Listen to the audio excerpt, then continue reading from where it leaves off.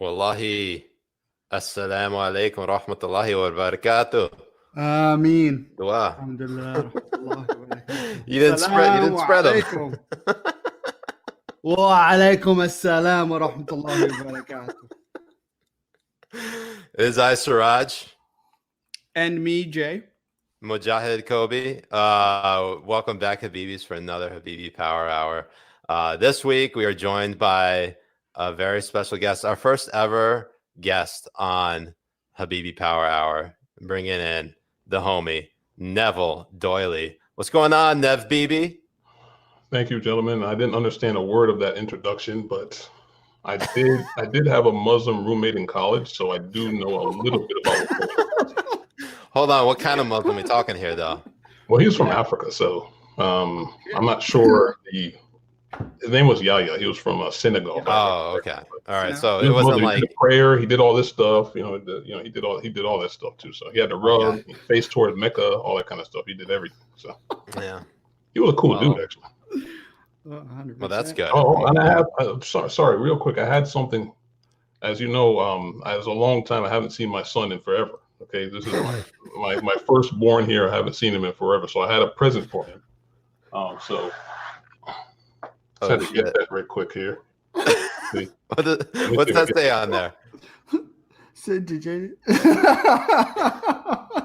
Read that out loud. What does that say? It says, "Send to Jay in California from your dad. Now leave me alone." Okay, so here it is. Here's Jay's milk he always asks me for. So I did find the milk aisle, and I got him his milk here. So I'm gonna send it to him in the morning. Okay? Explain for me right now.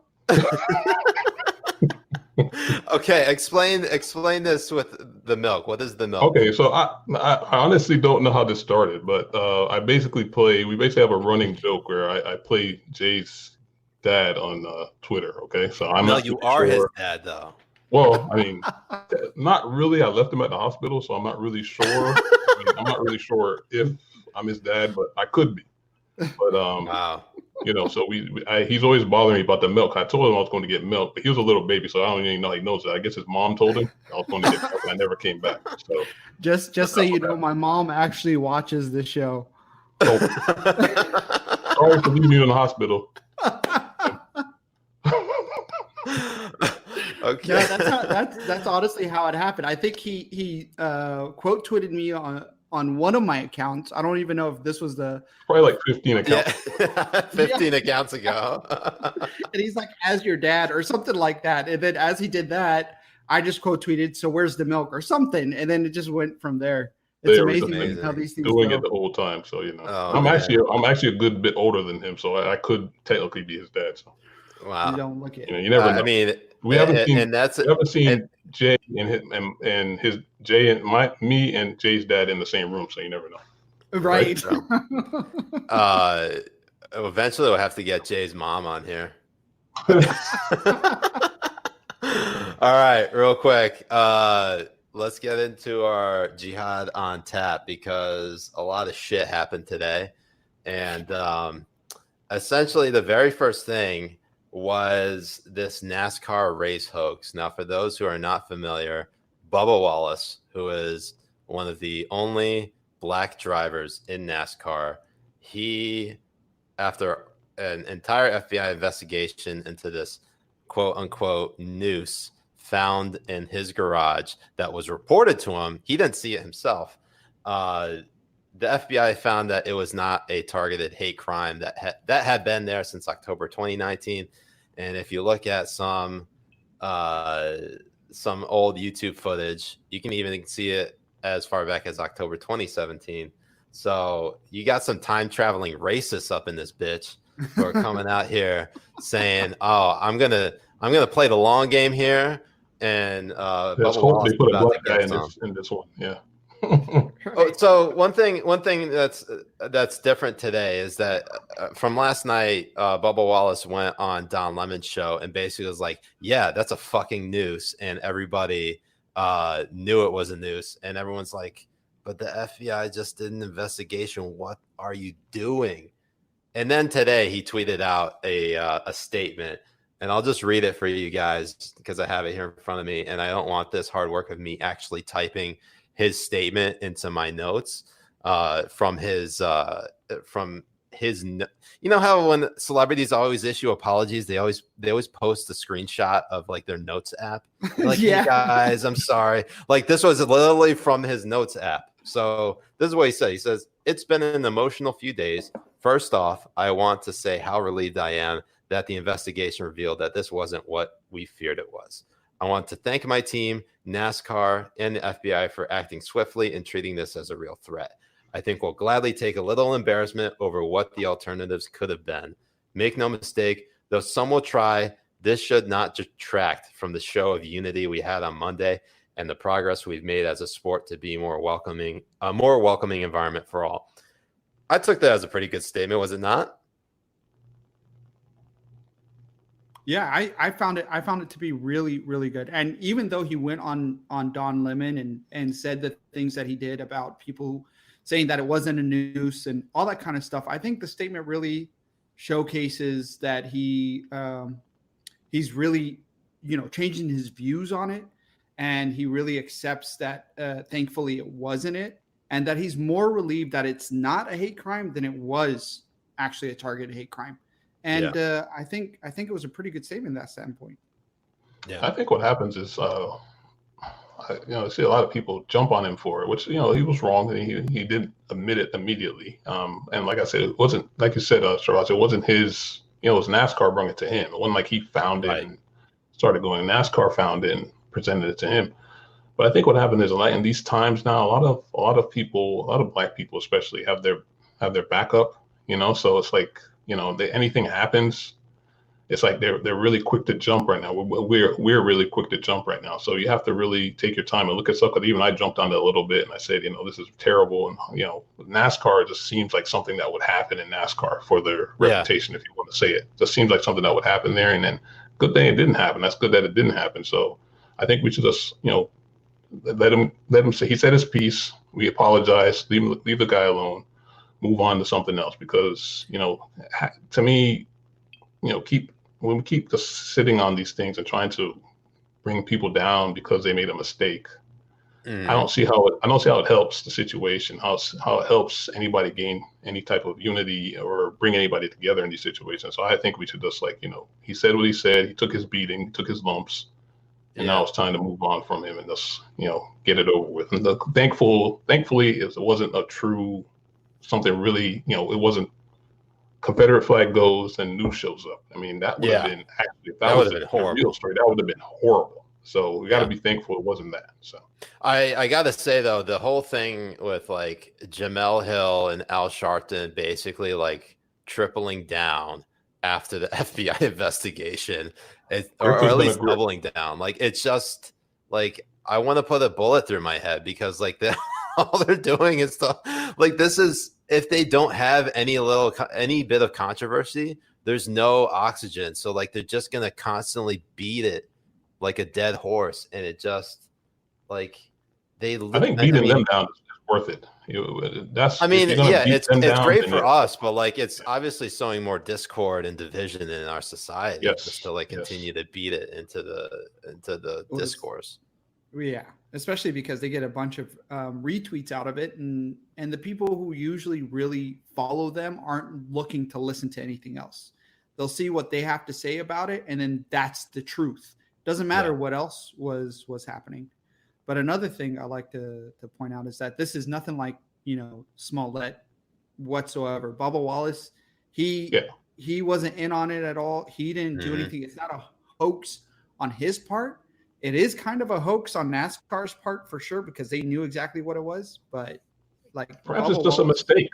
I mean, maybe it wasn't a hoax. It was a mistake. A NASCAR official saw something, thought it was something it wasn't, and and they saw it in his garage and they said, okay, this looks like something, and it wasn't. It was a mistake. It wasn't. They weren't trying to play a hoax. I don't see why NASCAR would be trying to make their fans sound out to be racist. That wouldn't make sense for NASCAR. That's not good for business. I mean, if NASCAR are run by a bunch of idiots, they will just come out and say they're all racist.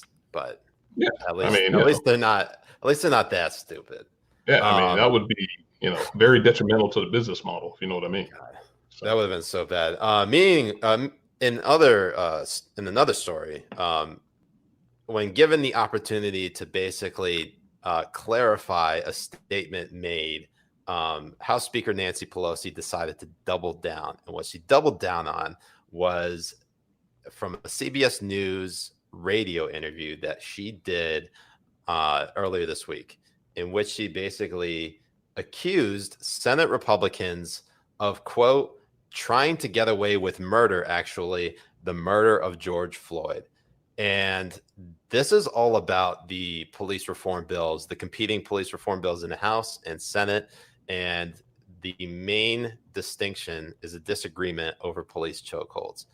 On MSNBC earlier today, Peter Alexander, who was hosting and interviewing Speaker Pelosi, basically said, "Hey, you can you clarify that statement? Would you, do you want to apologize for it?" And she, essentially said, "Fuck no."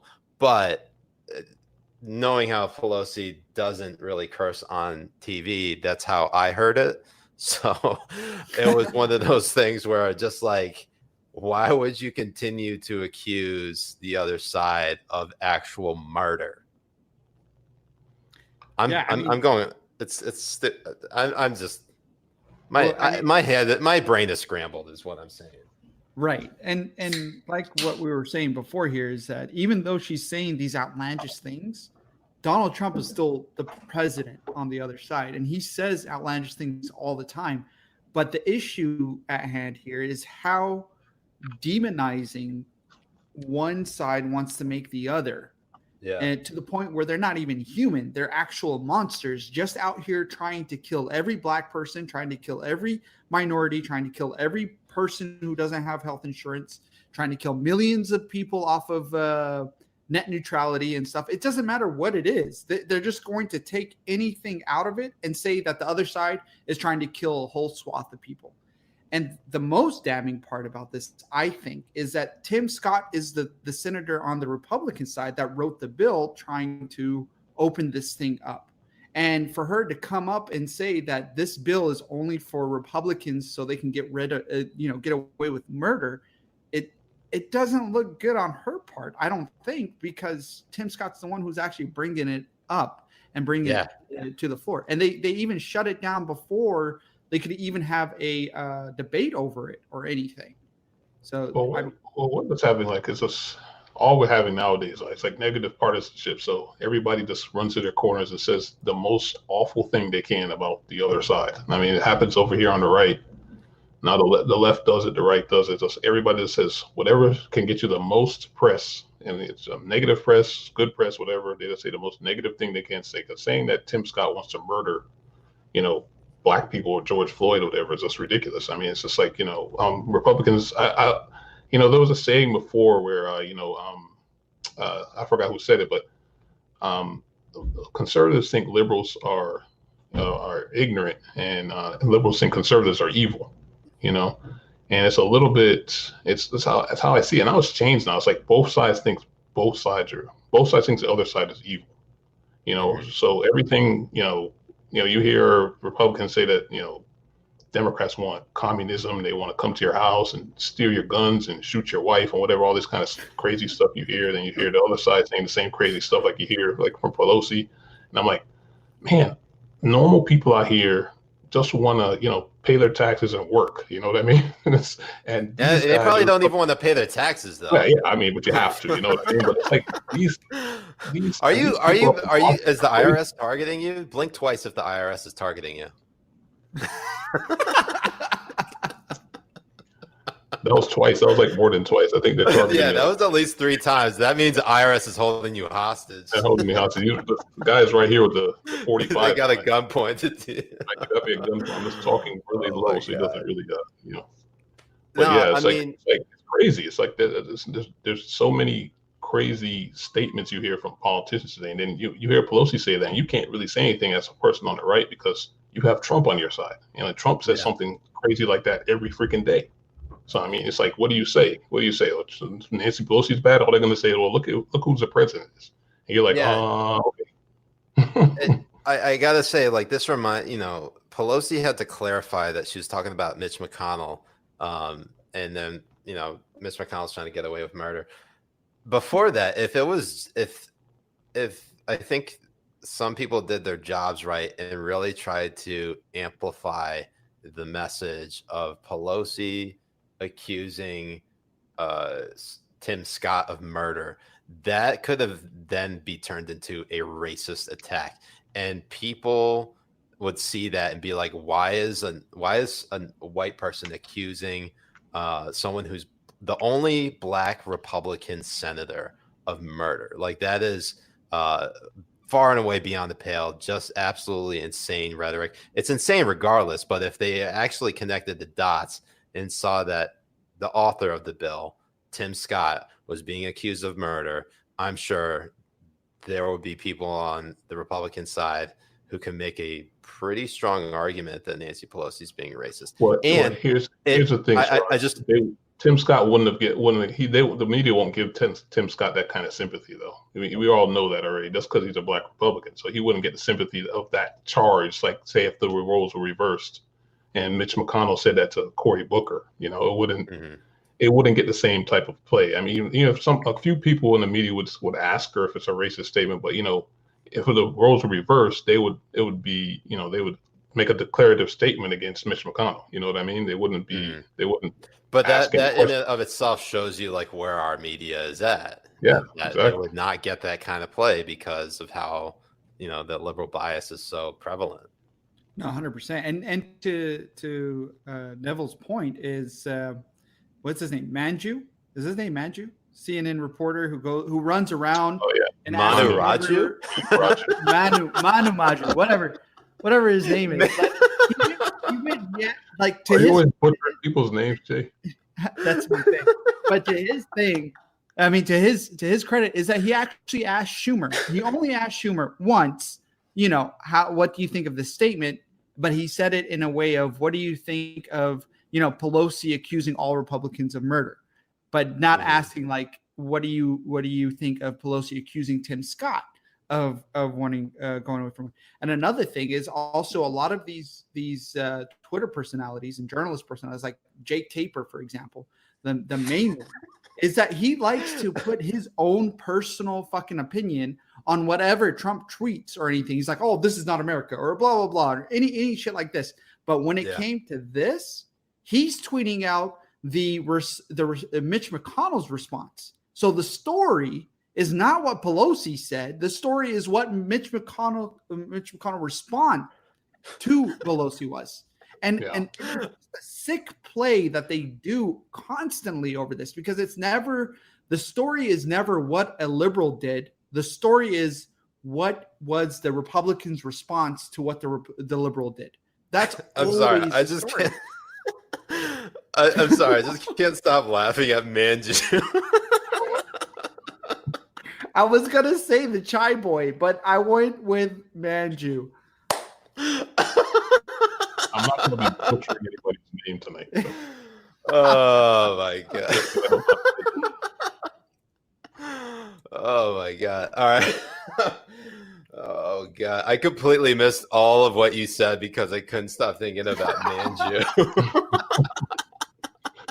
And that's like a combo of his name, isn't it? That's like a combination of his name, isn't it? Something like that. That's a combination of his first and last name. That is like if you took out the ooh and the Raj, it's just Manju. Oh, I just went with his Twitter handle. I didn't even go with like what his actual name is. His Twitter handle is like MK Raju. I don't know how you get Manju out of that. Okay. All right. Let's all right, moving on. So another story that happened today was Michael Flynn getting the big win. You win like Flynn. I look. You win like Flynn. I win like Flynn. That's such a stupid pun I came up with. I don't know why I even said that out loud, but in any event. Don't worry, you can delete that part when you edit it. Right. We're not editing this at all. We have to censor this. We're doing it live. We're doing it live. Fuck it. So the U.S. Appeals Court orders a lower court judge, Emmett Sullivan, to throw out the case against former National Security Advisor Michael Flynn, ruling that Sullivan had intruded on the Department of Justice's charging authority by seeking further investigation after the department moved to dismiss Flynn's case. So if you weren't listening to that bit, in essence, Sullivan, the lower court judge, tried to do what FBI agents like Peter Strzok tried to do. They essentially sought to keep the case open against Flynn, even though in the case of the FBI, there was no derogatory information. In the case of this, it's that the DOJ dropped this case and the appeals court was like, nah, just fucking leave it, son. Like, that's it. You're done. And now everyone's still thinking Michael Flynn should be basically hung in his prison cell. Or at least liberals do. The libs want it. The libs want it. I mean, they don't want them to hang, but they want him to suffer. No, they do. And the thing is, the reason why is because this was the whole glue to their Russian collusion fiasco. It was Michael Flynn. If Michael Flynn goes free, then Russia collusion is out the window. There's nothing to it. And the worst part of it is Peter's notes. I'm not going to say his last name, but Peter's notes when they came out. No, say it. Peter Stroke. Say it, you coward. What's it going to say? Stroke. Fucking say it. Oh. You got, okay, did Jay get deported? Completely dropped off. I think Jay got deported. Oh man. We'll get him back. Let's hope his connection. He'll come back. We'll just keep this going if he wants to join. What an idiot. But, anyway, Neville, let's get your take on it. I'm glad you're here. I was looking. I just want to say this before Neville. Before you go on, I just want to say I've been looking to replace Jay for some time. So. Okay, so I'm an honorary jihadi right now. So this. Yes, you are. You're taking up the mantle. Gotcha. So here what I said about Flynn. To me, Flynn was a creep. Okay, I don't have any sympathy for the guy, honestly. But the FBI, I mean, when when you have these government agencies that's just trying to run roughshod over the average American, even though Flynn is not that, he's above average American if you want to say it that way, but you have these agencies trying to run, and they're just doing all types of dirty stuff to try and entrap him and all that kind of stuff. I always got to root for the guy. I always got to root for the civilian, for lack of a better term. I can't root for the FBI. Sorry. I mean, so if Flynn gets off, even though I don't really have any love for the guy. If Flynn gets off, I'm always going to root for the guy that against the FBI, because I mean the FBI and the CIA, and they do too many dirty crap and just do a bunch of stuff to get people in trouble. So if Flynn gets off, that's fine. Plus it blows up this stupid Russian collusion thing, which Trump, like I said from the beginning, Trump was never brilliant enough to pull anything like this off. So I mean, Trump can't even run the White House, much less pull off a. And that's the thing that drives me. That's the thing that drives me insane, is that you got people criticizing Trump for, one, being an idiot, but secondly thinking like he's basically operating this masterful, malicious plan to sort of take over the U.S. government through an election by coordinating with the Russian government. Like the dude had no campaign structure. There's virtually no campaign. His personality and Twitter account were his campaign.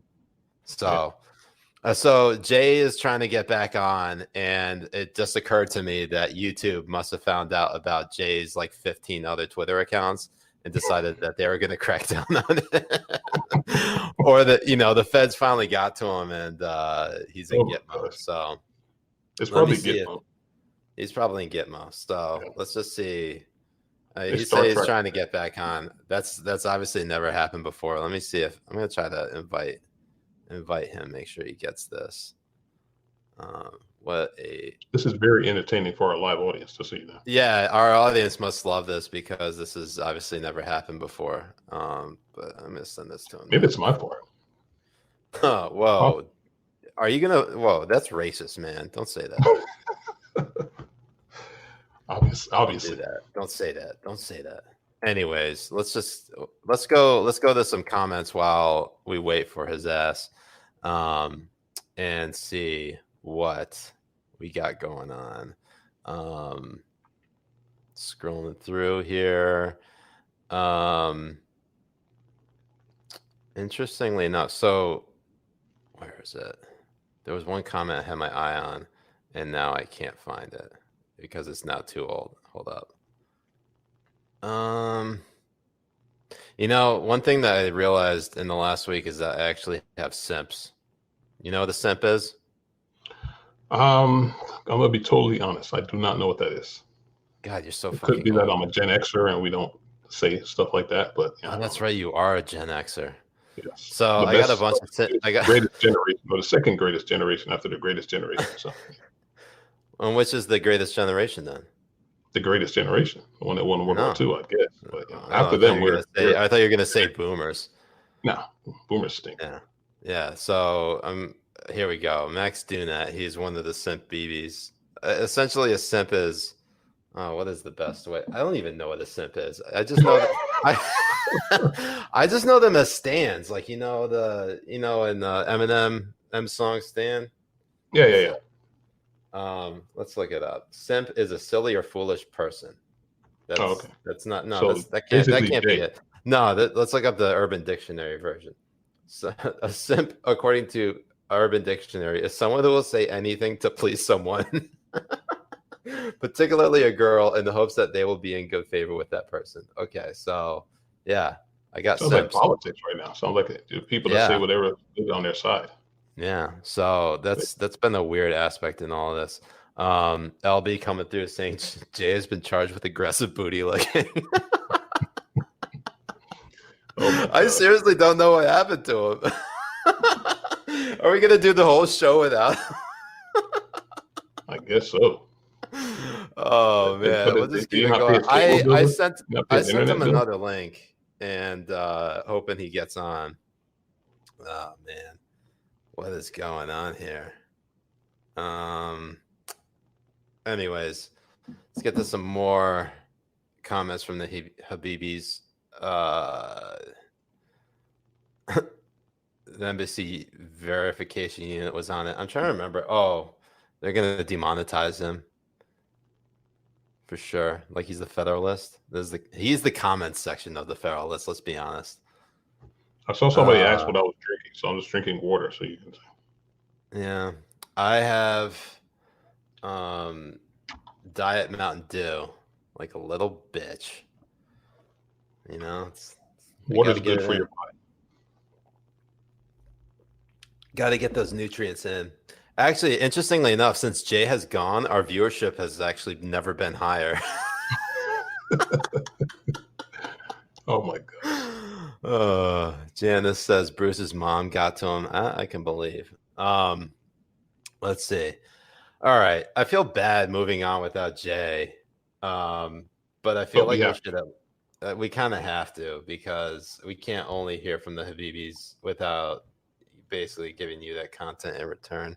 I'm hoping that he gets on, and who knows, he might be watching right now and just be well, let's see if he if he gets on and starts commenting.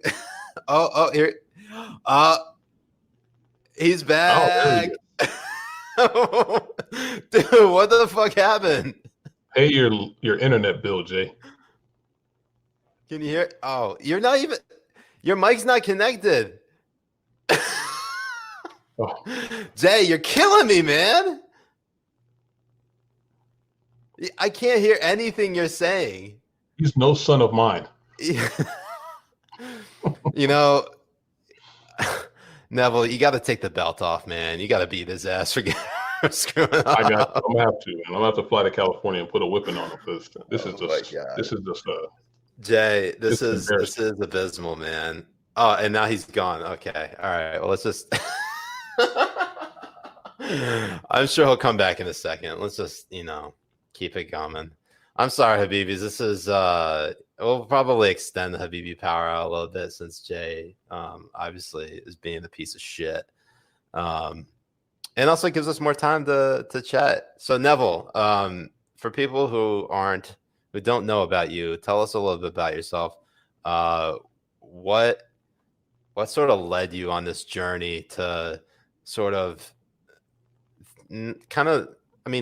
you live in Georgia, and that is not as deep red as it used to be, but certainly isn't close to being blue. Do you find yourself at all like at odds with a lot of people, a lot of your peers? Here goes this one. Well, here's Jay back. Okay. Sorry. Can you hear? Oh my Okay, God. What the hell happened, Jay? Honestly, what I think it's going on, it's either the FBI or the NSA, whichever one has me on the top of their list, interfered with my internet connection, and boom. Wow. You You know, didn't pay I your was. bill. I didn't pay my bill. Yeah, I think yes. See something, say something. Yeah. Yeah, AT&T did that. They're like, Mujahed Kobbe, what the fuck? So because of your little mishap, we're just gonna keep it going and extend the Habibi Power Hour. We're not gonna. We didn't even start weekly jihad. We basically did a comment section with the Habibis. So I felt bad moving on because you weren't here and you just like ducked out. It's never happened before, and it's I'm not connecting any dots here, but this is episode 10, and you know what comes in between episode 10? Got 9, 11. 11. Oh my gosh, are you really? You guys really doing that? I can see Neville's face right now. He's like, I'm on the list now. I'm on the list now. My career might be ending in front of me right now.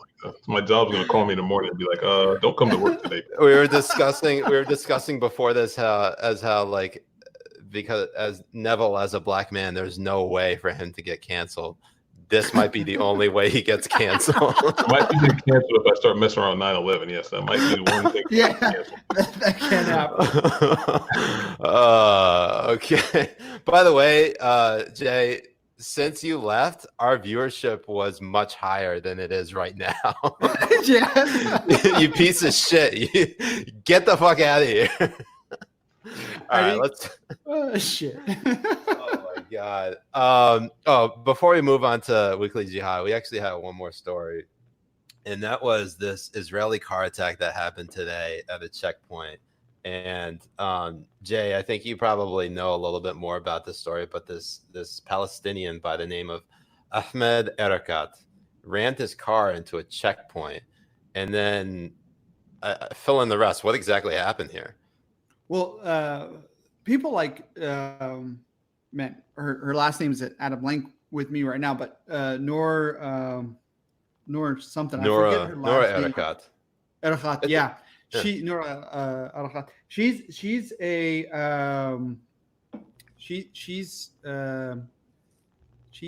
one of those humanitarian lawyers who is really out for Palestinian rights and all this kind of stuff. But the issue when it comes with these people, these humanitarian lawyers and stuff, is that they always jump on these cases before all the information is out, before the videos are out, before any of this is out, and then they just try their very hardest as much as they can to demonize Israel as much as possible. And after the video came out showcasing what actually happened, and you can see that the guy legitimately wanted to ram his car through the checkpoint and kill as many Israeli soldiers as possible. And it just for a better word, blew up in her face. And Jesus Christ. God, this is such a serious topic. Why are we laughing? I'm sorry, but it blew up in her face because she considered it as a complete 100% execution against this Palestinian guy. And the worst part about this is Rashida Tlaib. She started retweeting her as when she was saying that this was an execution of a Palestinian by Israeli soldiers. And it just goes to show that they are so desperate to demonize anything Israel does that honestly you would think that they work for the UN. They probably do. Right. I mean, with this, And, look, and Rashida Tlaib has still not corrected herself over these things. Well, all she did was retweet stuff. Is that right? Well, I mean, she retweeted it, but the thing is but that like, see, that's almost like plausible deniability because like it's not her tweet that she posted. So like, why don't you suck in her that dick, instance? Sabine? Why don't you just go suck her dick? Speaking of sucking dick, guess who's here? Yasha. Oh my God. Yasha, Habibi. Well, I have to say that I made it on the Habibi Power Hour before your share is really quite the accomplishment. I gotta say that. Yeah. By the way, Bean Dude 99 coming through with the fucking 360 windmill dunk with the shower. Where all the white guys at? Well, for Bean Dude 99, I get called a white a lot on Twitter, so I'm a very white guy right now, so I get called white. Basically, I'm a white guy on Twitter, just black and real life. Oh my God! Oh my God! That's All right. So I'm the white guy. Just so you know. That's all right. Right now. All right. Back to sucking each other's dicks. Let's go on to our weekly jihad. Oh man. Okay, so the top story of the week that's been dominating the news cycle is this statue toppling, and essentially, you have protesters and rioters essentially moving the goalposts to topple more than just Confederate statues. So they're tearing down statues of American presidents like George Washington, which they did in Portland, Oregon. And in San Francisco, and this is over the weekend, they tore down a statue of Ulysses S. Grant. And George Washington's one of those like gray areas because yes, he owned a lot of slaves, hundreds of slaves, and but he still was a founding father, was a general of the Continental Army, defeated the British. Not canceling George Washington. I'm sorry, no. No, we're not canceling George Washington. We're not canceling George Washington, but I'm just saying it's one of those gray areas where, like, yeah, he was the founder of our nation and a statesman and a hell of a general, but he still owns slaves. So, like, it's just like I feel the internal conflict. But Ulysses S. Grant is one of those people where, like, he owned one slave and then freed that slave before the Emancipation Proclamation. So he did it voluntarily, and he was instrumental as a general for the Union Army in defeating the Confederacy, therefore defeating slavery. And then as president, he smashed the Ku Klux Klan. And good track record. Right. Yeah, pretty strong track record. They tore his statue down in San Francisco last week because he was a slave owner. And then in Lafayette Square in Washington, D.C., right outside the White House, you have protesters and rioters trying to tear down the statue of Andrew Jackson. Now, you have lawmakers like Eleanor Holmes Norton, who is, for people who are not aware of what Eleanor Holmes Norton's role is, she is a representative from D.C., but she has no voting power. She has as much power as the entire United Nations.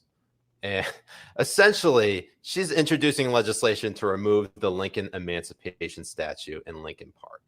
And according to the National Park Service, the Lincoln Emancipation statue is entirely or mostly funded by former slaves. And Frederick Douglass gave the keynote speech at the statue's dedication service on April 14th, 1876, 11 years to the day after Lincoln was shot by John Wilkes Booth. Of course, Lincoln died the following morning on April 15th.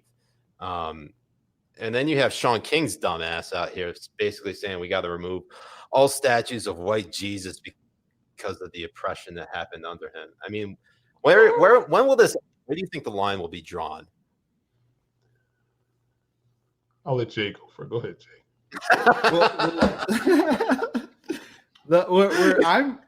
I'm first going to say is that a lot of statue toppling and a lot of destruction comes from from a horrible place, and that place is to destroy what was there before. Now, I'm all for Confederate statues being completely decimated. I don't even give a fuck if it goes into a museum. I don't give a shit if it goes into, wherever. I don't care if they get destroyed. They're fine. That's fine. They're losers. They're the ones who lost in the history of what it is and how it is that America came to be to where it is today. And they aren't deserving of the same level as Lincoln, as Andrew Jackson, as George Washington. Yes, they have these issues for sure, but we honor them not because of it, like we do these Confederate, like they do these Confederate statues and stuff. We honor them despite it. And one thing that's really crazy is that you're not going to get an answer from the other side on where the line is drawn. You're not going to get it. They want to erase the whole thing. They want to erase George Washington. They want to erase Andrew Jackson. They want to erase Grant. They want to erase Lincoln. Exactly. And that's where they're going to go. That's what they want to do. They hate the United States. They hate America for what it is. They hate it for what it stands for, all of these things. Unless you have somebody from the other side, which you still don't, you don't have one person, not one person from the other side standing up and saying, this is where the line is going to be drawn. This is where we're going to start compromising. This is where we're going to start talking about, removing statues and everything. Nothing. Which Democrat has condemned the taking down of Grant's statue? Or this call of by the way, I just want to point out something here, because nothing ever since George Floyd's death, and you had these massive protests, one of the immediate demands or talking points coming out of the Black Lives Matter movement, particularly the organizational structure, was that we should abolish police. That went out the window, because as soon as people were like, we don't really want to abolish police, or like people were sort of like parsing it, just being like, no, we're not going to abolish the police at all. They're like, all right, let's tear down every single fucking statue that we can basically tear down. I mean, this is part of the ridiculousness of what is politics now, because I mean, nobody, like Jay said, even Biden's not willing to draw a line. He's like too cowardly to take on his left flank. Well, most politicians are cowardly to take on their left or right flank, but you'd have to think he could gain some points by just standing up and saying, no, we're going to draw the line at the Confederacy. Okay, George Washington, yeah, he did some bad things. He owned slaves, but you can't judge a man out of his time. To me, it's like I was saying on Twitter today, are you going to judge Martin Luther King by his womanizing? No. Right. I mean, he was a womanizer. Yes, he slept around, he did all this kind of stuff, but he also did some great things. He was a great man. He had some flaws. There's no perfect man. And if you're going to go perfect, and I hate to say this on the weekly jihad, but if you're going to say perfect, you got to go with, if you're going to say Jesus. Sorry, guys, no offense. But as only man on earth that I know that was ever perfect. I'm guessing you guys would say Muhammad. But no, I mean, like, the thing is, and I would never,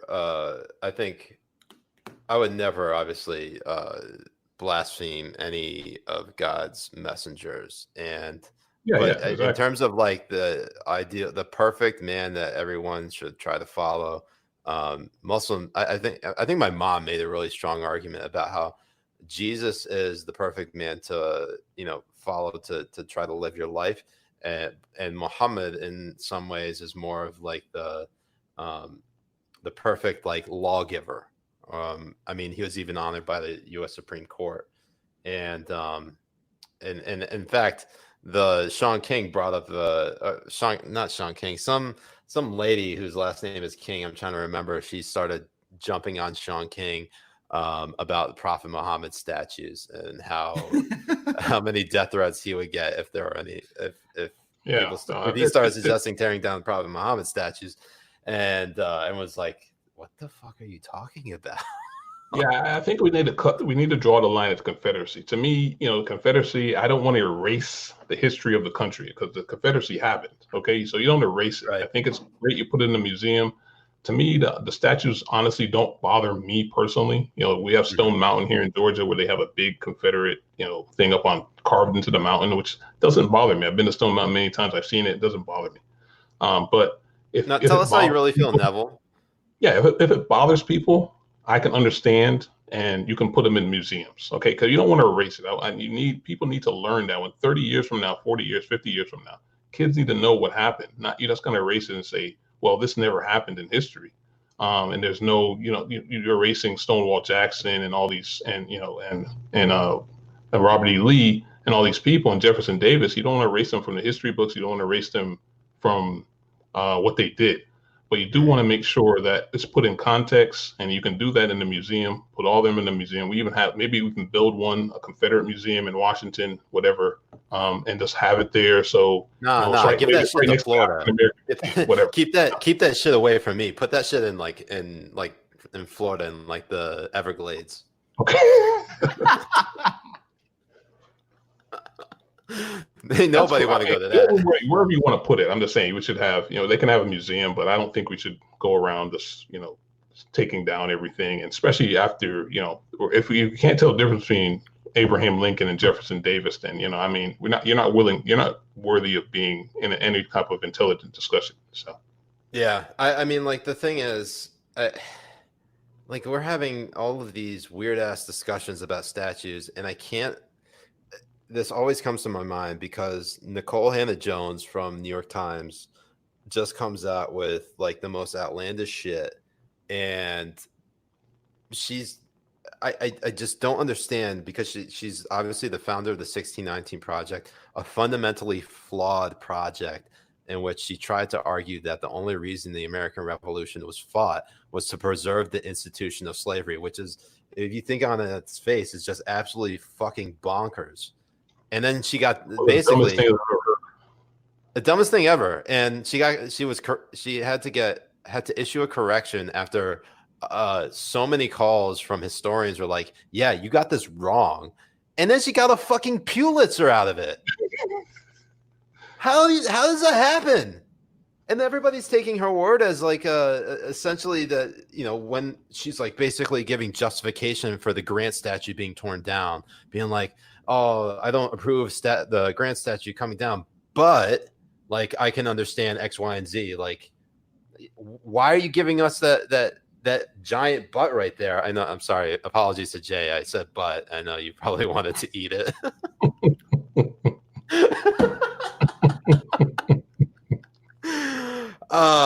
But yeah, no, she just like it drives me insane, and I start to feel like maybe I'm like singling out some people because like they are either I almost start to feel bad. I feel like internally like, whoa, what if like me going after this particular person, a black woman who won a Pulitzer, makes me a racist? Like, no, their arguments are fucking stupid and they should be called out on it.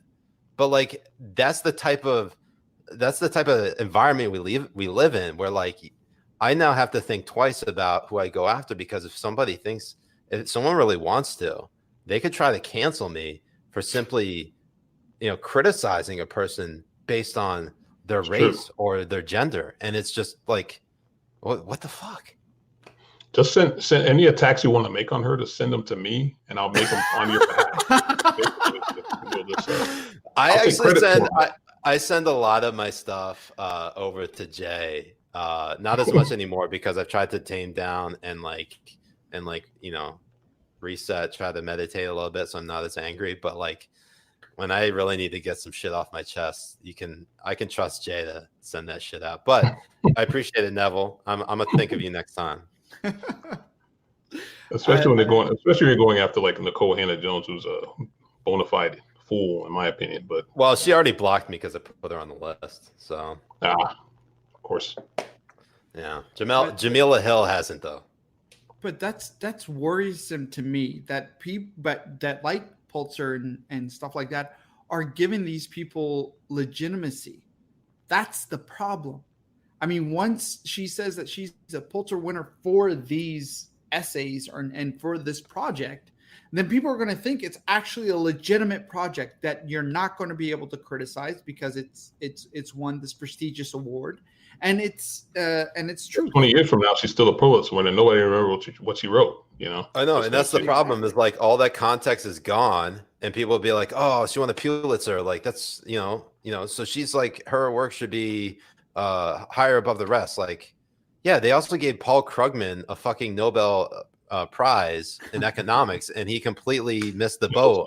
He's been wrong ever since on everything since the 2008 financial collapse. So like, awards don't mean anything anymore. In fact, I hate the Grammys just as much as every other award because every single musician who wins it fucking sucks. You won't get an argument from me. I think you're people's music nowadays. As an older gentleman here, get off my lawn. The music nowadays is kind of terrible. I'm just going to say that. I just noticed today, like, bro, I just noticed today there was this article in XXL magazine about how Meek Mill and Trey Songz were getting into a feud over fucking donating to charity. What's a Meek Mill?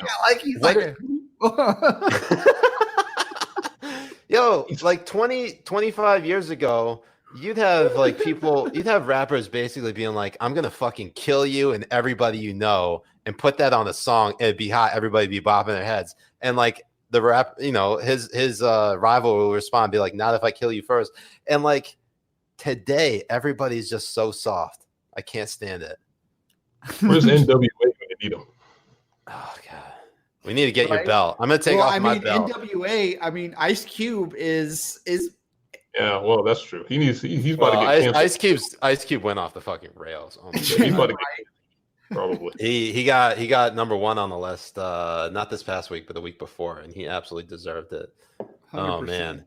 All right, real quick before I go get Ern, let's talk about this Trump Tulsa rally. Holy shit, was that a fucking flop? That was a disaster. My God, that was, and the fact that they were what's it called? Bragging about the million ticket requests and all this kind of stuff on it. It just made it even worse. I mean, did he get fired? Nah, Gabriel Sherman from Vanity Fair, who hasn't gotten any reports right, wrote a report that basically Brad Parscale has been fired or been canned, and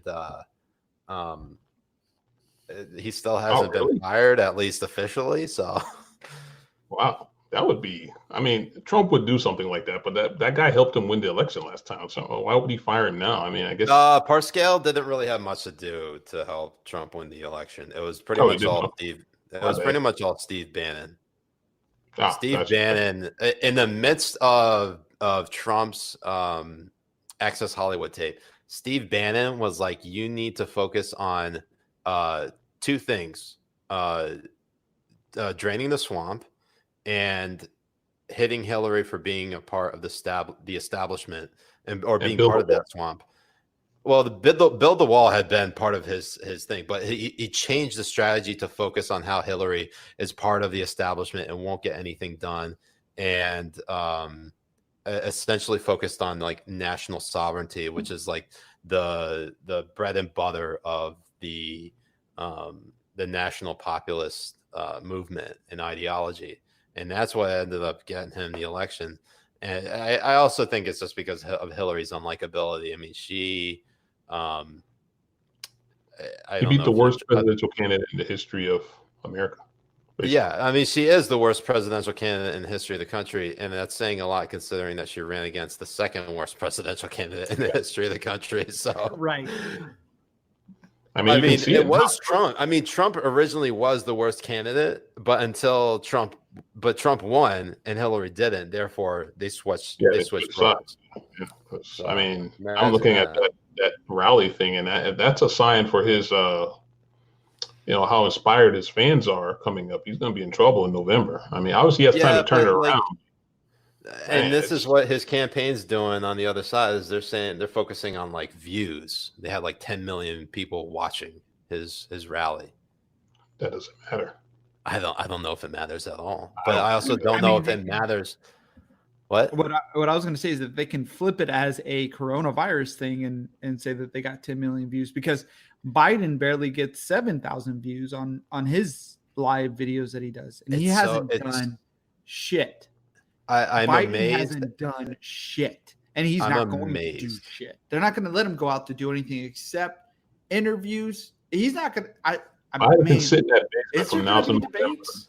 If he can do that, and he'll be fine, because Trump is just going to keep saying, weird stuff. If Biden cannot say weird stuff, then he'll be fine. Biden's gonna have a problem when he comes out of that basement. He's gonna start saying stupid crap, and then then they're gonna be like, they're gonna start confusing the two, because they're not gonna know which one's Biden, which one's Trump. So yeah, I'm I'm under the impression that Biden is going to stay locked up until the debates, because he honestly he doesn't have to do anything. He really doesn't. All he has to do. Yeah, look at it. Look at his numbers. I think there is a argument to be made. Why do anything? Say that again. At 50%, why do anything? No, there's literally nothing he could do to build up off of that, except Trump is his greatest asset right now. That is the best thing happening for Biden right now. Just let Trump be Trump, and basically Biden's numbers are going to shoot up. Speaking of presidents, I am going to get the next president of the United States, Earn. So I'll be right back with him. All right, go for it. Well, as he's getting Earn, you guys go for your questions on here. Questions, please. Please. I'm a very manable person, so.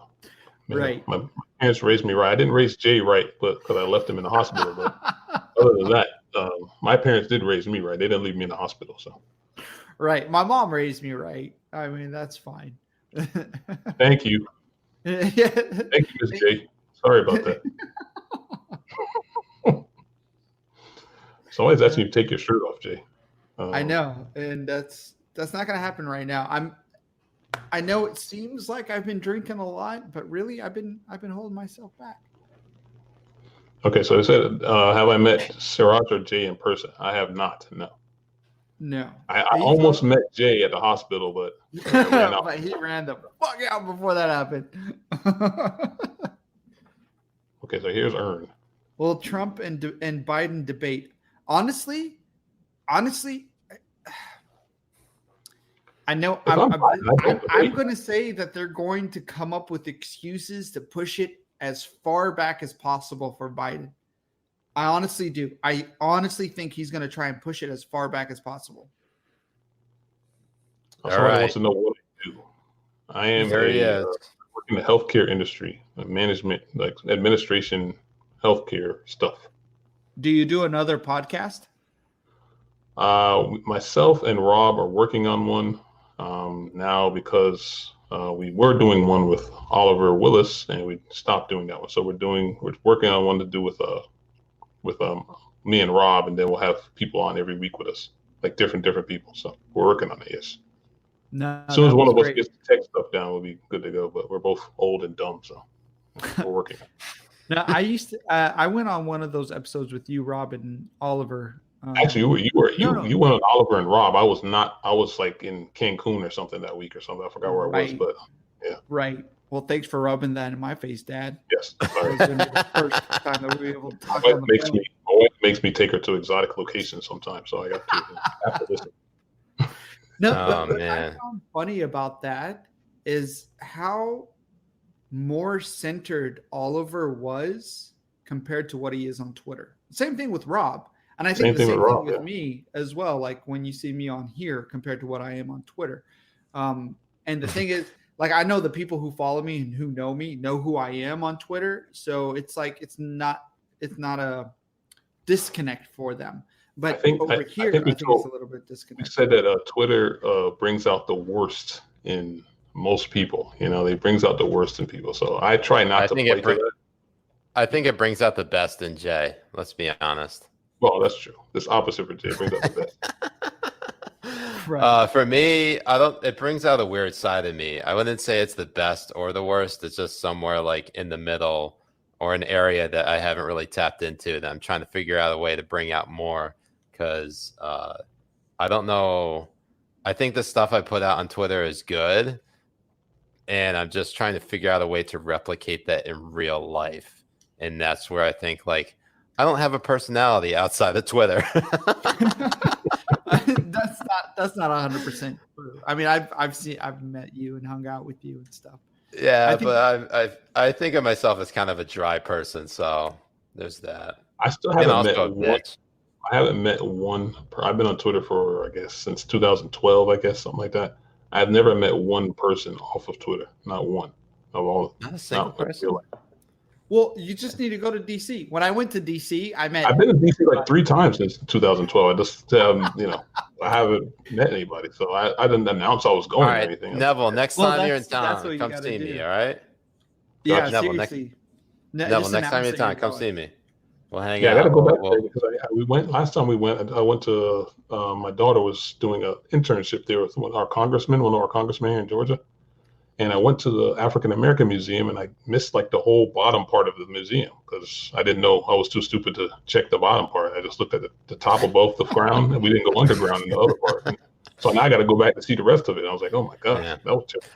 So, Habibi's, just real quick announcement, just because I don't know if you've been with us the entire hour, but we're going to just go a few extra minutes beyond our 69-minute threshold. Nice. Just because Jay, he got kicked. Basically, the FBI, the feds came through and tried to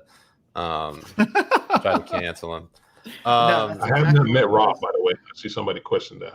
I have. You haven't met Rob. You have or have not met Rob? We text back and forth and stuff. I've never met him in person, no.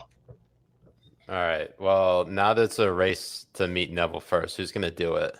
Right. I mean, Rob. Let's just be fair then. Rob has come down to Georgia at least 3 or 4 times since I've known him on Twitter. He's never come by and see me. So maybe he doesn't like. He what a like fucking racist.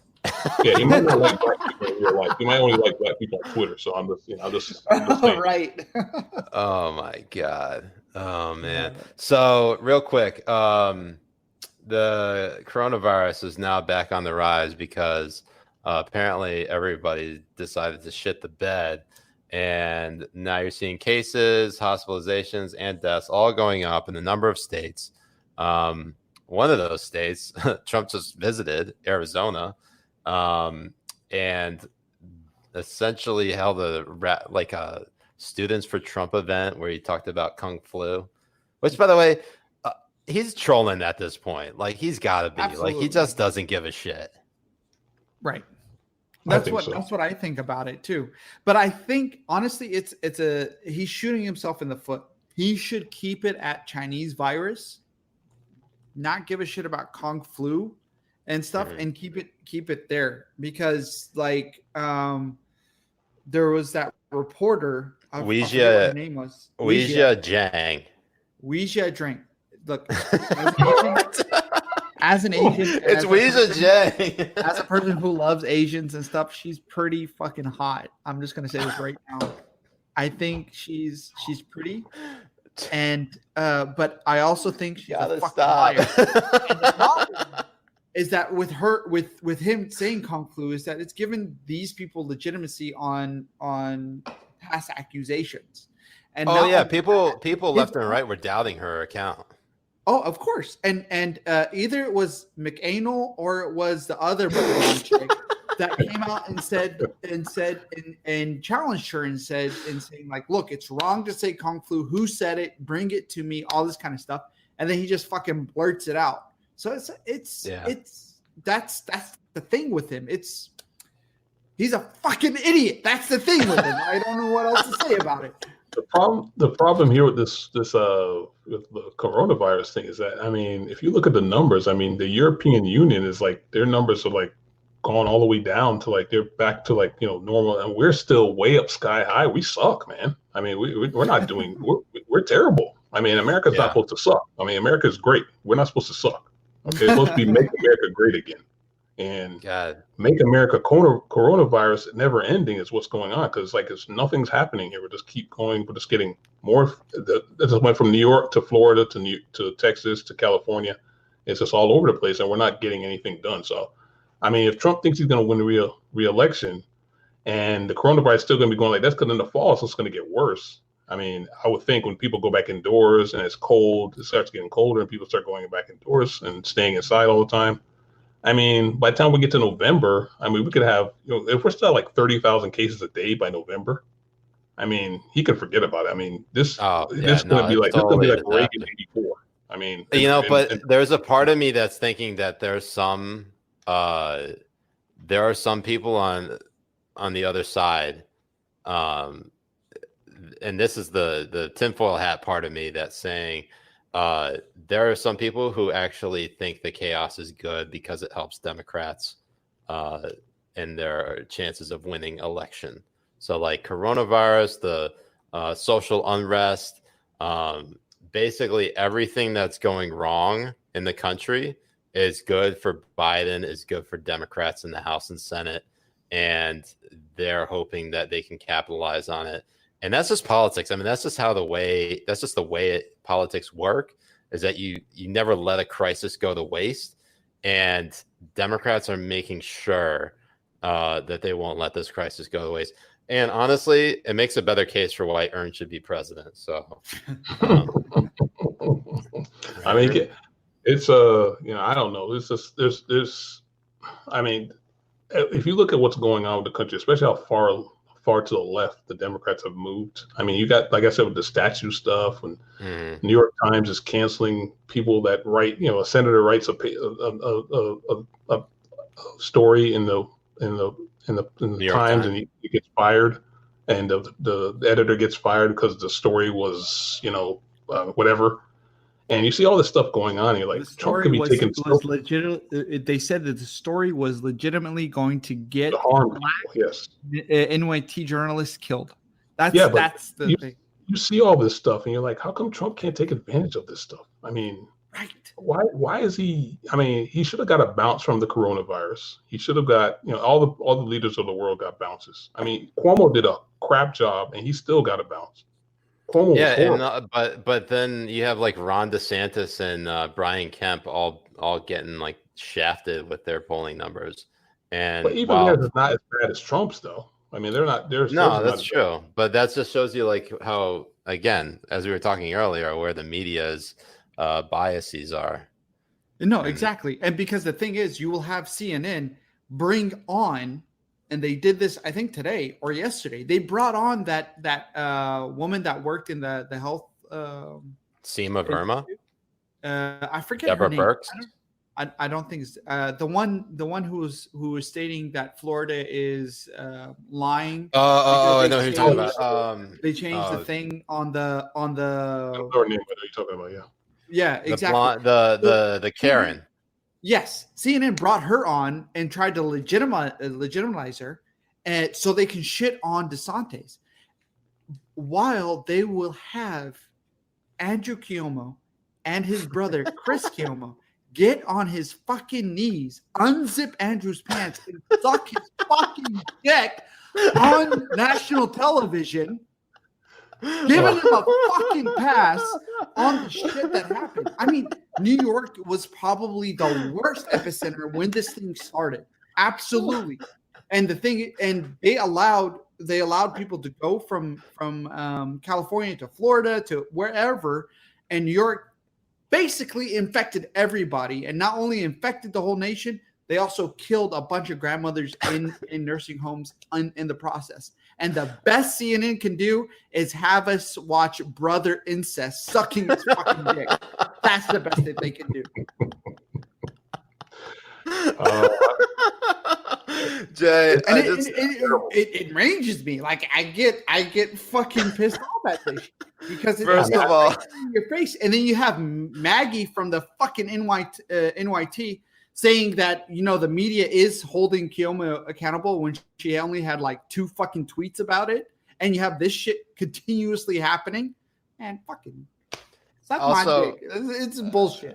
By the way, for one, I really appreciate you bringing back Cuomo, and secondly, that visual of the Cuomo brothers sucking each other off. I mean, that's what Habibi Power Hour is for. It's right. to think of grown men who are related by blood sucking the soul, sucking the soul out of each other. Oh my gosh. My wife knew what I was listening to at this time of night over here. Right. It's like way past your guys' bedtime.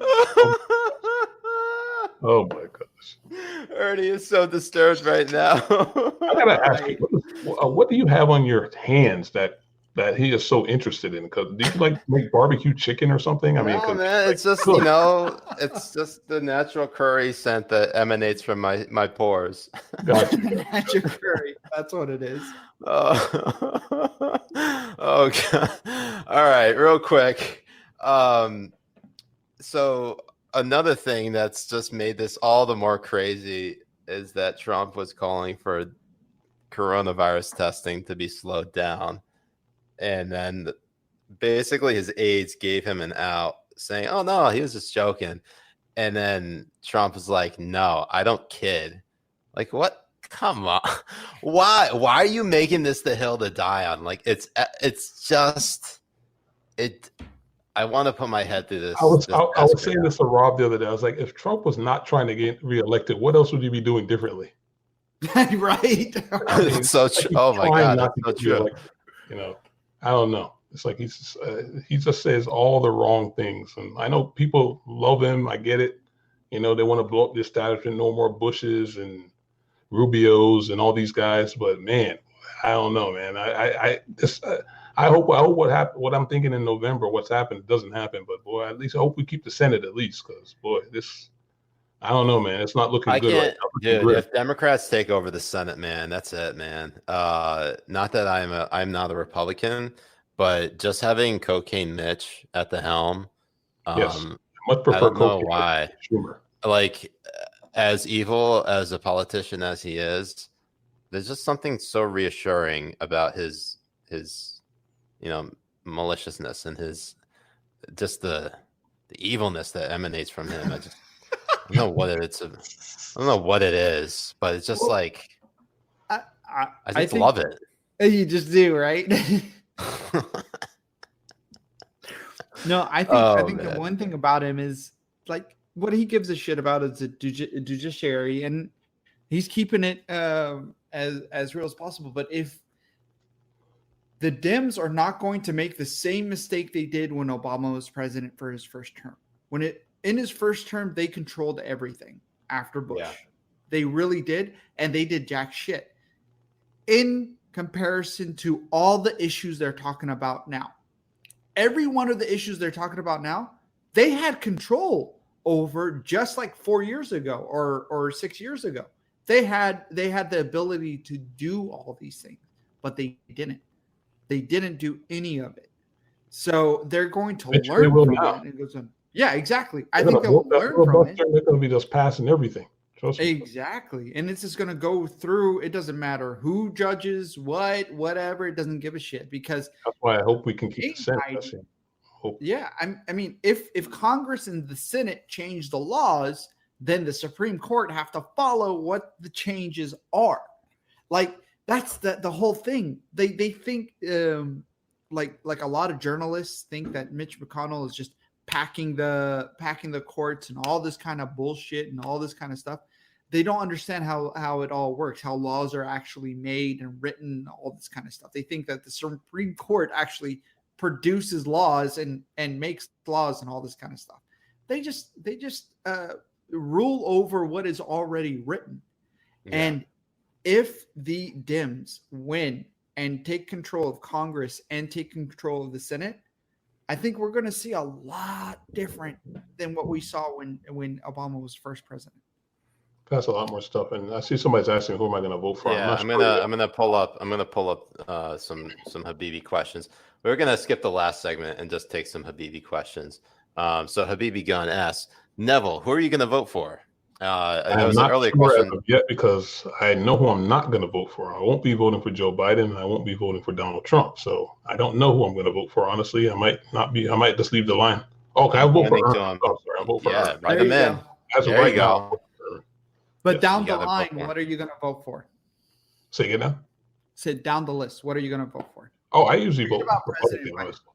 Yeah, I usually vote Republican, so I'm not going to beat around the bush. I mean, I'm gonna vote for my Republican senator here, whoever that is, in Georgia. You got David Perdue, and then Perdue and the Kelly tall Loeffler. lady, forgot her name. Kelly Loeffler, the one that's like embezzling money and stuff like that. I don't know if I'll vote. Not for her. embezzling money. She was accused of some level of insider trading, but the FBI basically let her off. Well, it's not that let her off.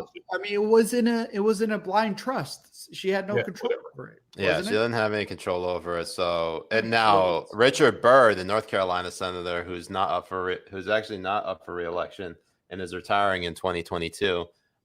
He's still not out of the woods yet. In fact, he probably has more to answer for over insider trading during this coronavirus pandemic. And it is kind of funny how much conservatives hate him because of how he was involved in the Russia collusion investigation. Right. So they hate everybody that's not Trump. But to your point, Neville, I think that's what's going to be a lot of people who lean right is that they won't vote for the president, but they will vote down the list as Republicans. Ballot, yeah. They're going to keep.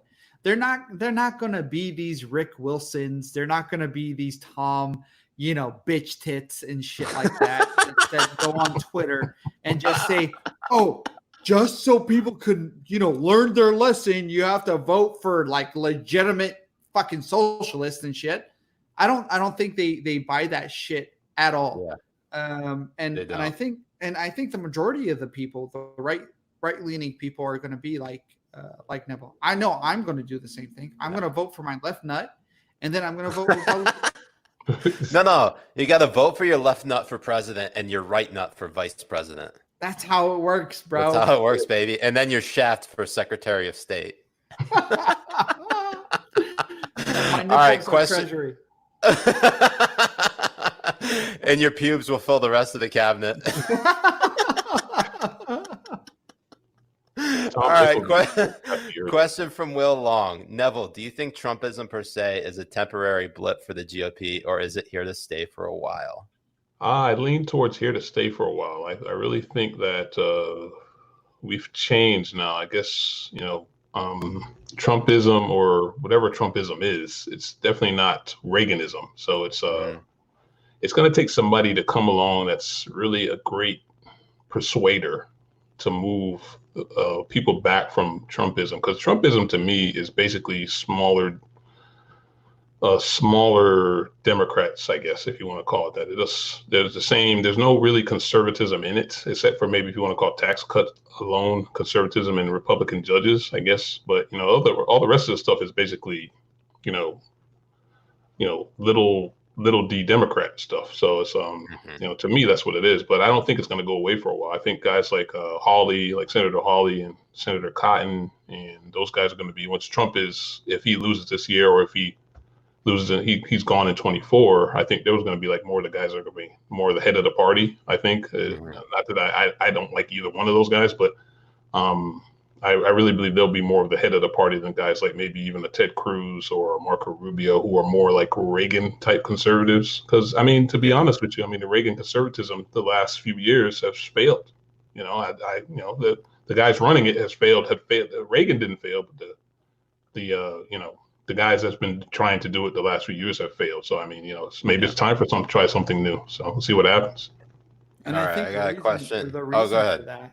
No, I just wanted to play on it because I think the reason for Reagan failing as much as it is because they are honorable people and they play for the fact that the other side is also honorable, and the fact that they won't label any kind of disagreement as racist or as sexist or as trying to demonize the person's character. And I think when Romney ran for president, they saw how much that failed. And then when McCain ran for president, they saw how much that failed. And when Trump ran for president, they stopped with that shit. They're like, you know what? Fuck you. I don't give a shit if you're going to call this guy racist, sexist, or whatever. You can go fuck yourself. And it changed the dynamic. to be honest. That's my honest opinion on it, because the left played it that way, and then the media ran with it, and then the opinion of it ran with it, because people thought that Romney wanted to put black people back in chains. That's what. Oh yeah, that's what Biden said that. Biden said that, and there was no pushback on it, none. And now there was that, and also they accused Romney of giving a woman cancer. Exactly. And now they come and suck Romney's dick whenever he says that Trump's a bitch. And it's insane. It's insane to me. And you can understand why those people got sick of it. You know, I think what they could learn, here's what I think the Republicans will learn going forward, depending on what happens with Trump after this year, after this election. They can learn that they need to push back a little harder like Trump does, because Trump, the one thing I'll give you with Trump is the only thing I really like about him is that he pushes back on the media narratives. He doesn't let them get away with all the crap that Bush or McCain or Romney got away. He actually hits them, which as a Republican, you don't see them do that much. Reagan used to do it in this sly way, but Bush didn't do it at all. Romney and McCain hardly did it, and you need to push back on that, because people want to think that you're fighting for them, and that's one thing Trump does do. He does make people feel that he's fighting for them, even though he doesn't cave. He doesn't cave to the mob. And it's not to say you can't admit mistakes. You can admit your mistakes if you make mistakes, because Trump won't even do that. He won't admit mistakes. That's where he kind of goes overboard. But he fights, and like I hate to do that little stereotyping thing, like, but he fights. I don't mean it in that way. I just mean that he pushes back. He doesn't let the media get away with us treating him like crap. So he calls them on it, and he calls it. I think somebody else would call their hypocrisy better and make sure they had to eat it. You know what I mean? But Trump, I think what the Republicans need to do next time when they get past this Trump thing, they need to make sure they're selling their message, but they're also making sure they hold the media to account of how they deal with Republicans as compared to Democrats. They got to make sure they do that. I will just say this, that Republicans will never find a better messenger than Trump. And that is the sad reality of how bad Republican messaging is. He may not be the most polished. He's certainly unorthodox. But in terms of driving the actual message, Republicans have never had a more effective communicator in getting the message across, as misunderstood as it may be, than Trump, which is crazy. All right, we only got a few more minutes because Jay's got to go. He's got to. I got to go to bed too. So I got to work. Daddy's got to go to bed, and Jay's got some ass he needs to eat. So, question from Fuzzy Dunlap, our good friend, our good Habibi Fuzzy, makes a lot of good memes. Fuzz BB. Question: if Jay had to spend 24 hours with Stelter, Lemon, or Ruben, who would he choose? This one's for Jay. Who would you? Look, I hate Stelter with a fucking passion. Like, I don't think he is a person who needs to be acknowledged as an actual human being. I think he is a piece of fucking garbage. A person I would actually want to spend 24 hours with 100% and like legitimately is probably Lemon. I would want to sit with him, talk with him, and I would probably say Lemon too. And all that kind of stuff, because I honestly think he's a great communicator. I think CNN and Don Lemon are having a very bad case as keeping him as an anchor. He needs to move to opinion 100%, and he needs to have different guests on, especially Republican guests. And I think he can have a really good show.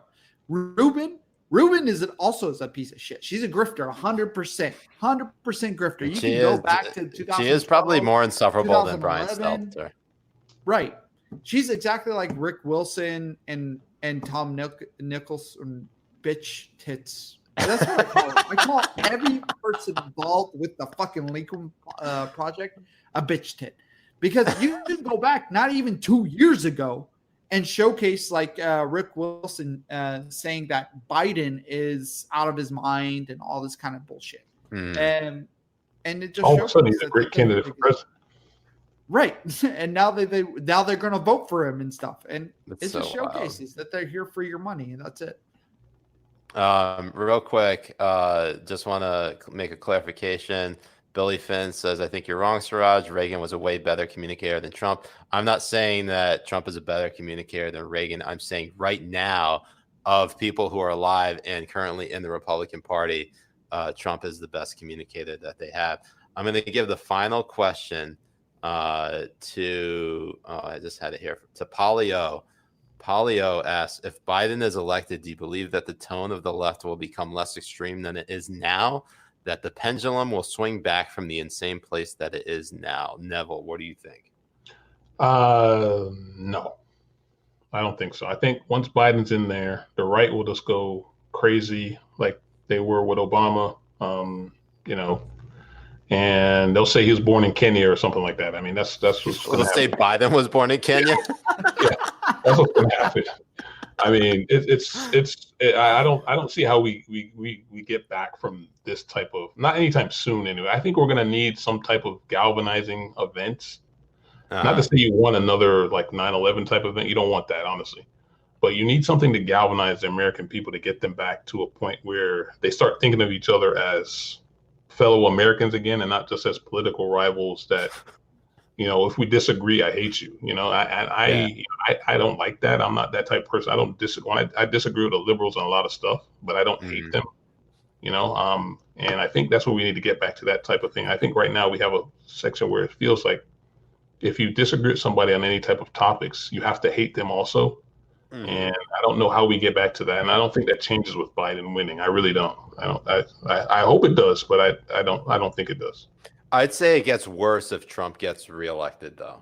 I think you're going to see, probably with Trump it's worse. Yes. Yeah, but it will stay probably around the same level. I think and this is the one thing that drives me nuts, is that at one of the protests, I think it was during the government shutdown in 2019, one of the protesters had a sign that said, if Hillary was in office, we'd all be at brunch. Like, well, yeah, bitch, that's the problem. Like, you guys don't care. You only care when your person's not in office. So like, all everything that you've been fighting for, whether you only care about it when you don't have power. As soon as someone is in power that you like, then all of a sudden you stop caring about those issues and you don't care if it actually gets done. You just want power. Right. And I'm right there with you as well. And the thing I'm most afraid of, though, is that stops, that line of thinking stops when Biden is president, that it gives these most outrageous left-wing people more legitimacy to go forward with what they want happening. And I'm worried because the thing is that a lot of these left-wing people want, universal health care. They want to abolish the police. They want to do all these things. So if they think that they're voting for these left people to come in and do that for them, and it doesn't happen, I think we're still going to have the same amount of outrage because we're not dealing with Democrats, Republicans anymore. The people out in the streets, the people who have been infected with this, Marxist mentality and stuff, are the people we're seeing. That's my belief, because it's to a totally different degree. It's to the point where they're wanting to take down George. Oh gosh. Oh no. Did we lose Jay again? Did we lose Jay again? Oh, poor Jay. All right. Well, probably the sign that we need to. Yeah. Actually, just before we go, I want to give the final question to Mitch Midnight, an actual bonus. Same question for Jay. Stelter, Lemon, Ruben, whose ass would you rather eat? And since Jay's not responding, we're going to just assume it's all three. Probably, yeah. Oh, man. What order, though, would be the case? What order? I just want to say it's really funny that the frame has frozen on Jay. Oh, man. All right, Habibis. I think that's going to do it for us tonight. Yeah, he's gone. Go ahead, give Neville a follow on Twitter at NevilleD35. Also goes by Conservative Black Man on sometimes. Conservative black man, classically liberal black man. I'm trying to figure out which one I want to be. So I'm not sure. Just be you, Neville. Just be the best you can be. Okay. Exactly. That's all that matters. Oh, here he comes. He's back. He's back. Yeah, you completely cut out in the middle of your answer. I can't hear anybody. I don't know why. Here, then just respond to this question. Can you guys hear me? Can you say yes? You can hear me. You can hear me. Yeah, we can hear you. Right. Now Same look at this for Jay. question. Sheltered, liberal, rude. Whose ass would you rather eat? To be honest, Mitch Midnight, your mother's. I'm so glad you came back so that we could say that. I don't know why I can't hear any of you guys. We're gonna end it. So, Habibis, y'all been great. Assalamu alaikum wa rahmatullahi wa barakatuh. Big ups, people. Neville, thank you again for joining us. We really appreciate it. Hope to get you on again soon. I'll get that. It's on the way. Yeah, I'll relay the message to Jay because he can't hear anything right now. I think he heard. Oh God! I don't know why. All right, peace, Habibis. We'll see you online. Peace, Habibis. I love you all. Love you.